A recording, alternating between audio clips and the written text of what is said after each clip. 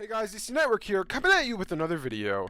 So, something I haven't really spoken about much at all is Adventure Time Distant Lands. There was actually a trailer the other day for it, showing off the BMO episode, and if you don't know what Adventure Time Distant Lands is, it's essentially a spin-off of Adventure Time that is going to be premiering exclusive on HBO Max, Warner Media's new streaming service. Now, if you want to hear my thoughts on HBO Max, that's a whole different discussion, and I actually have a video on it, and I'll leave it in the card above.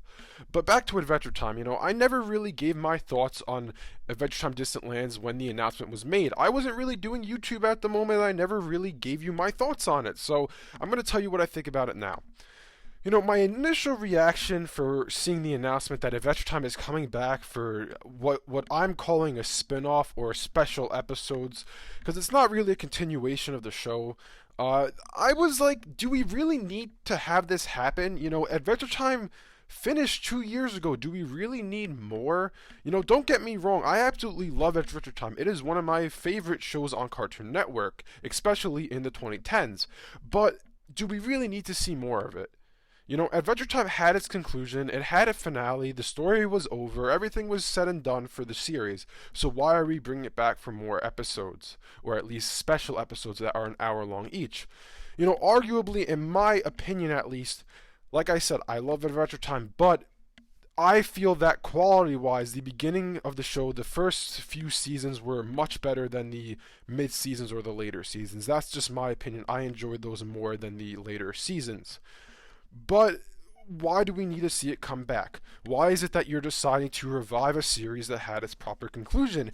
It seems to me like Warner Media just is like, oh, we need to get people to subscribe to HBO Max. We need people to come to our new streaming service that's ridiculously priced, by the way, at $15 a month, but that's completely besides the point. So, Adventure Time was one of our heavy hitters in the 2010s on Cartoon Network. Why not bring it back for more episodes so we could get people who used to watch the show on Cartoon Network to subscribe to HBO Max?